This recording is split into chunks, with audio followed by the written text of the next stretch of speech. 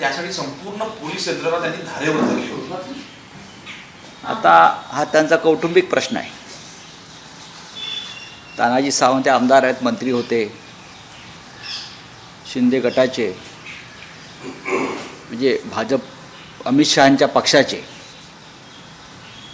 ज्येष्ठ नेते आहेत। आता त्यांचा मुलगा, आता मला काहीच माहीत नाही, पळून गेला, अपहरण झालं, आता हे त्यांनीच सांगायला पाहिजे।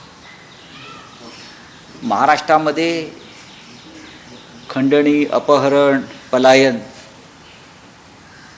अशी प्रकरणं रोज घडत आहेत, नवीन नाही। पण श्रीमंतांची जी मुलं आहेत, धनिकांची मुलं आहेत, ती स्वतःच्या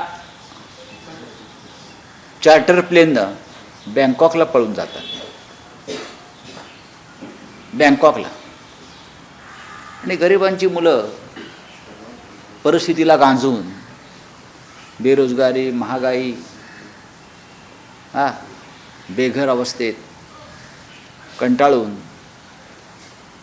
भरगच्च रेल्वेतून फलाटावरून कुठेतरी निघून जातात। अशी अनेक प्रकरणे या महाराष्ट्रात, देशात घडत आहेत।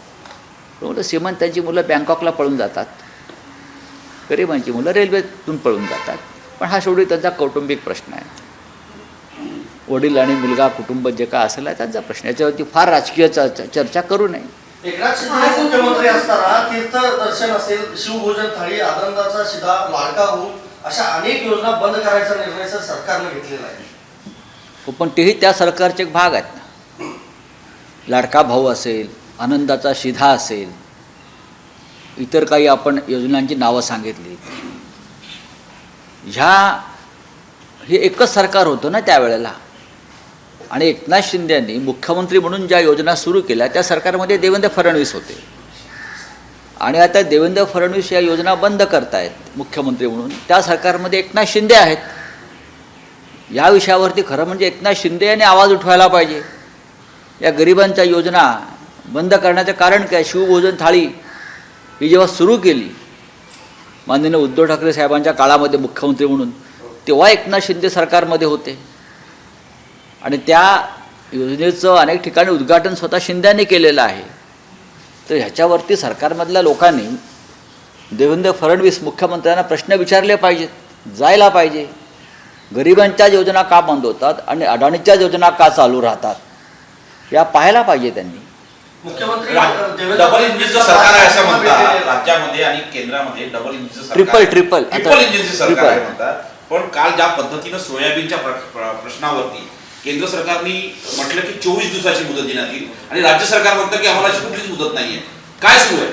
नाही, या दोन सरकारमध्ये शेतकऱ्यांच्या विषयी कोणत्याही भावना किंवा संवेदना राहिलेल्या नाहीत। कालसुद्धा मी बजेटवर बोलताना आम्हाला असं वाटलं, मी त्यांना सांगितलं की तुम्ही MSP वरती काहीतरी योजना आणा, मिनिमम सपोर्ट प्राईस, तुम्ही त्याच्यावर कोणती योजना आखली नाही। शेतकऱ्यांचं इन्कम डबल करावं अशी तुमची भूमिका होती, त्याच्यावर तुमच्याकडे कोणत्याही ठोस योजना नाहीत।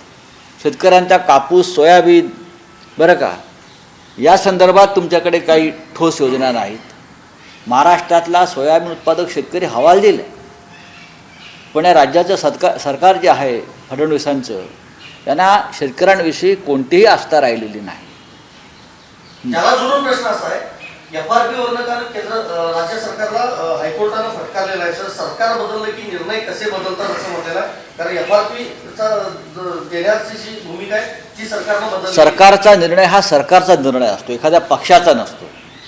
आणि बहुमतातलं सरकार ते निर्णय घेत असतं। जेव्हा तो निर्णय घेतला जातो तेव्हा ते बहुमतातलं सरकार असतं। आणि संविधानानुसार निर्माण झालेलं सरकारने घेतलेले निर्णय नवीन येणारं सरकार बदलतं, ही अत्यंत चुकीची गोष्ट आहे। आणि हायकोर्टाची भूमिका योग्य आहे, पण हायकोर्टाला विचारतंय कोण? हायकोर्ट असेल, सुप्रीम कोर्ट असेल, हे फक्त आपले रिमार्क्स पास करतात, पण त्याची अंमलबजावणी करण्याचं औदार्य ना केंद्रातलं सरकार दाखवत, ना राज्यातलं सरकार दाखवत। एकनाथ शिंदे आज राजधानी दिल्लीत येणार आहेत आणि त्यांना एक पुरस्कार मिळणार आहे, ते म्हणजे भाऊजी शिंदे यांच्या नावाचा। आणि शरद पवार आणि शिंदे एकत्र एका स्टेजवर येणार आहेत। बघा, शरद पवार आणि शिंदे एकत्र आहेत की नाहीत त्याच्याविषयी माझ्याकडे माहिती नाही। एकनाथ शिंदेना महादजी शिंदे यांच्या नावानं पुरस्कार देतात, शिंदे शिंदे म्हणून काय मिळतंय का? शिंद्यांचं शिंद्यांना. ते महाजी शिंदे वेगळे होते, सरदार हे शिंदे वेगळे. त्यांच्यामध्ये आता काय साम्य आहेत ते आम्हाला शोधावं लागेल दोन शिंद्यांमध्ये. महाजी शिंद्यांचा इतिहास असा सांगतात की त्यांचे वंशज नंतर ब्रिटिशांना सामील झाले आणि झाशीच्या राणीला संघर्षाच्या वेळी शिंद्यांच्या कुटुंबियांनी म्हणजे वारसांनी मदत केली नाही महाजी शिंद्यांनी, असं म्हटलं जातं. इतिहास शोधावा लागेल आम्हाला. त्याच्यामुळे त्या शिंद्याच्या नावानं या शिंद्यांना जर पुरस्कार मिळाला असेल तर योग्य व्यक्तीची निवड केली. सिद्धीचे जे जागृत देवस्थान आहे, कुठलं? राळेगण सिद्धीचं जागृत देवस्थान अण्णा हजारे अचानक जागृत होतात, तेही विरोधकांवरती बोलतात, आता सत्ताधाऱ्यांवरती गैर शब्द काढत नाही, यावरती काय सांगा? नाही, मला वाटतं कालच्या आमच्या अग्रलेखातच हा विषय मी मांडलेला. अण्णा हजारे यांना महात्मा करण्याचं काम त्या काळामध्ये केजरीवाल, मनीष सिसोदिया यांनी केलं. नाहीतर अण्णा हजारे यांनी दिल्ली कधी पाहिली असते? रामलीला मैदान, जंतर मंतर रोड कधी पाहिला असतं? त्यांनी जो काय त्यावेळच्या आंदोलनाला जो काय आवाका दिला, त्यामुळे अण्णा हजारे हे देशाला माहीत झाले. नंतर ते राळेगांचेच दैवत होतं. पाणी प्रश्नावर काम करत होते, शेतीच्या प्रश्नावर काम करत होते. भ्रष्टाचाराच्या विरुद्धच्या लढाईला जे तोंड फोडलं ते केजरीवाल आणि सिसोदिया यांनी फोडलं आणि अण्णा हजारे त्याचं प्रतीक होतं. पण त्यानंतर महाराष्ट्रात आणि देशामध्ये भ्रष्टाचाराचे इतके स्फोट झाले. मग मोदींचं सरकार असेल, शिंदे फडणवीसांचं सरकार असेल, अण्णा हजारे यांनी राळेगणमध्ये साधी कुसही बदलली नाही. हे दुर्दैवानं सांगा असं वाटतं. प्रत्येक वेळेला ते भ्रष्ट सरकारच्या बाजूने उभे राहिले. अण्णा हजारे यांच्याकडनं लोकांची अपेक्षा नव्हती. आताही अण्णांची भूमिका ही संशयास्पद. अण्णा हजारेंनी ते गांधीवादी आहेत आणि गांधींनी जी सत्याची कास धरली ती जर त्यांनी धरली तर आजही आम्हाला अण्णांकडून अपेक्षा आहे. अशा मुस्लिमचं कौतुक केलं एकनाथ शिंदेचं, त्यावर रश्मी ठाकरेंनी नाराजी व्यक्त केली आहे असं तुम्हाला कोणी सांगितलं? अशा बातम्या तुम्हीच देता. आशा भोसले यांचं वय 91 वर्ष आहे, हे लक्षात घ्या. एकनाथ शिंदे छगन भुजबळ म्हणतात खासदारांची भेट घेणार आहे. कोण? एकनाथ शिंदे सगळ्या आपल्या खासदारांची भेट घेणार सगळ्या आहे. म्हणजे कोणाच्या? एकनाथ शिंदेच्याच गटातल्या. हा, मग गटातल्या बोला ना. म्हणजे ते अमित शहांच्या पक्षाचे जे खासदार त्यांच्याकडे आहेत. एकनाथ शिंदेचे खासदार हे अमित शहांचे खासदार आहे. अमित शहा गटाचे खासदार आहे. शिंदेला पक्ष नाही, त्यांचा पक्ष अमित शहांच्या मालकीचा आहे. मी आत्ता सांगतो. काल तिथे जे भोजन होतं त्यांनी सांगितलं की सगळ्या आमदारांना, सर्व पक्षीय आमदारांना बोलवलेलं जे प्रशिक्षणासाठी आले होते. त्यात उद्धव ठाकरे यांच्या गटातले आमदार गेलेले होते. का जावं? भारतीय जनता पक्षाच्या अशा कार्यक्रमांना आम्ही जात नाही. आम्ही खरोखर जात नाही, कारण त्यांचं मन साफ नाही आहे. छगन भुजबळ म्हणतात हिमालयात राहणारे संत आहेत, त्या संत महंताचा काय उपयोग? असं कोण? काय छगन भुजबळ म्हणतात. काय म्हणतात? जे संत महंत आहेत हिमालयात राहतात, शिक्षण असो, आरोग्य असो, याच्यामध्ये काही बदल होत नाही. त्याचा काय उपयोग होतो? मला काहीच उपयोग नाही त्याचा. मग ठीक आहे, भुजबळ साहेबांचं मत असेल. ते प्रबोधनकार ठाकरे, महात्मा फुले, संत तुकडोजी महाराज यांचे अभ्यासक आहेत माझ्या माहितीप्रमाणे, पण त्याच्यावरती मी मत व्यक्त करणार नाही. उत्तर प्रदेशमध्ये हिंदूंचं सरकार आहे. सध्या तिथं प्रयागराज इथं कुंभमेळा सुरू आहे, मात्र हिंदूंची लूट सुरू आहे. विमान कंपन्या मोठ्या प्रमाणात, विमान कंपन्या, रिक्षावाले, पाणीवाले, हॉटेलवाले, गाडीवाले, सगळ्याच बाजूने भाविकांची लूट सुरू आहे. 15-15 तास लोक रस्त्यावर आहेत. त्याला मी रोड अरेस्ट म्हणतो. Road arrest. रस्त्यावर आहेत, गाडी हलत नाही, याला रोड अरेस्ट म्हटलं जातं. आणि सरकारने हात वर केले आहेत. तुम्ही कुंभसाठी देशभरातून, जगभरातून हिंदूंना आमंत्रण दिलेलं आहे, हां, कुंभमध्ये सामील होण्याचं. मग ज्यांना तुम्ही आमंत्रण दिलात, आपण यजमान आहात. भाजपचे जे मुख्यमंत्री आहेत ते यजमान आहेत आणि यजमानांनी पाहुण्यांना कुंभमध्ये आलेले असं वाऱ्यावर सोडलेलं आहे. हिंदूंचं सरकार आहे, हिंदू लोक तिथे येतात. विमानांच्या कंपन्याजवळ 55,000 रुपयाची लूट करत आहेत. रेल्वेत जागा नाही, लोक हिंदूंसाठी मतदान करतात. हो, पण मतदान करणाऱ्यांना पण थोडं असं अक्कल आली पाहिजे. हे कसं मार्केटिंग चाललं आहे राजकीय. कुंभ हा राजकीय सोहळा झाला. कुंभचं पावित्र्य भारतीय जनता पक्षानं नष्ट केलं. काल देशाच्या राष्ट्रपती कुंभसाठी गेल्या. 12 तास लोकांना वेठीस धरलं. 12 तास कुंभच्या त्या त्रिवेणी संगमावर कोणाला जाऊ दिलं नाही. बोटी बंद केल्या, वाहतूक बंद केली. 12 तास किमान 3 ते 4 कोटी लोक तिकडे होते. 12 तास लोकांना पुढे येऊ दिलं नाही राष्ट्रपतींच्या स्नानासाठी. ही VIP कल्चर जे कुंभमध्ये आलं यावेळेला, त्याचा किती फटका भाविकांना बसतो आहे. राष्ट्रपतींना जाण्याविषयी आमचं काय म्हणणं नाही ना, पण 12 तास तुम्ही आंघोळीला का 12 तास लागतात का? अशी कोणती आंघोळ असते, स्नान असते? 12 तास साठी राष्ट्रपतींसाठी अख्खं प्रयागराज बंद करून टाकलं, घाट बंद केले, त्रिवेणी संगमावर कोणाला येऊ दिलं नाही, गाड्या घोडे बंद केले, बोटी बंद केल्या. हा काय कुंभमेळा आहे का? शिंदे सेनेचे खासदार उद्या प्रयागराजला जाऊन स्नान करणार आहेत. त्यांनी अमित शहाची परवानगी घेतली आहे का?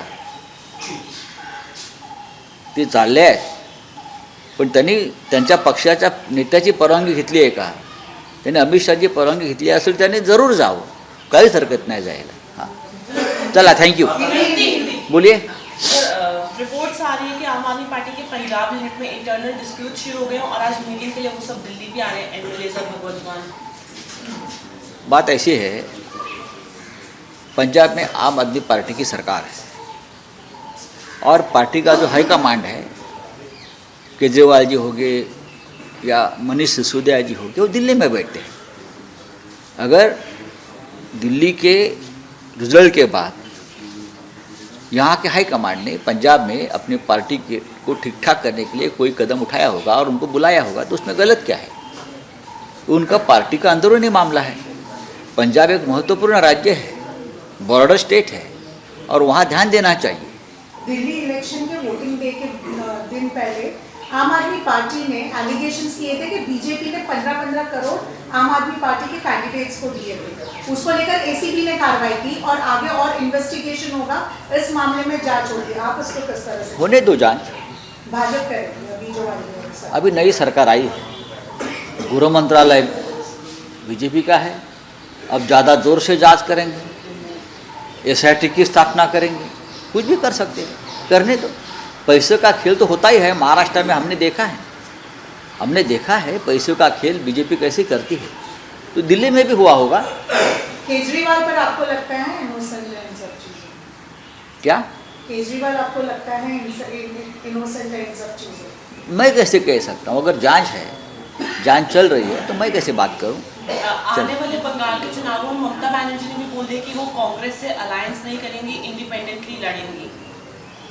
देखिए, हमेशा पश्चिम बंगाल में ममता जी इंडिपेंडेंट लड़ी है, चाहे विधानसभा हो या लोकसभा हो, उसमें कोई ममता जी ने नई बात नहीं कही है. लेकिन हमारा ये हमेशा मानना है कि कांग्रेस पार्टी देश की बड़ी पार्टी है, अपने जो अलायंस है इंडिया ब्लॉक में है, उनके साथ उनका डायलॉग रहना चाहिए. सर, महाकुंभ में इस बार भी फिर से जो है रोड ब्लॉकेजेस दिख रहे हैं, भीड़ बहुत ज्यादा दिख रही है. लाखों करोड़ों लोग 2 दिन से रोड अरेस्ट सड़क पर है. 1 इंच भी लोग आगे नहीं जा रहे. कल पूरे दिन राष्ट्रपति का काफिला था वहाँ. हमारे राष्ट्रपति महोदया कल त्रिवेणी में स्नान करने गए तो 12 घंटा लोगों को रुकाया वहाँ. 12 घंटा. तो वहाँ भगदड़ क्यों नहीं मची? आपने कुंभ में पूरे देश से, पूरे विश्व से लोगों को आमंत्रित किया है योगी बाबा जी ने, वहाँ के योगी जी ने. तो आपकी जिम्मेदारी, आप यजमान हो, आप होस्ट हो, तो जो आपके राज्य में आते हैं कुंभ के लिए, उनकी जिम्मेदारी आपकी है. राष्ट्रपति को आना चाहिए, प्रधानमंत्री को आना चाहिए, गृह मंत्री आना चाहिए, सबको, मुख्यमंत्री जी को आना चाहिए. लेकिन जो जनता है, आम आदमी है, आम जनता है, श्रद्धालु है, उनको कौन देखेगा? 12 घंटा, 8 घंटा, 10 घंटा अगर किसी केंद्रीय मंत्री, defence minister, prime minister, home minister, राष्ट्रपति के लिए आप पूरा प्रयागराज बंद कर देते हो, तो भगदड़ तो मचेगी. चलिए, थैंक यू. ABP माझा, उघडा डोळे बघा नीट.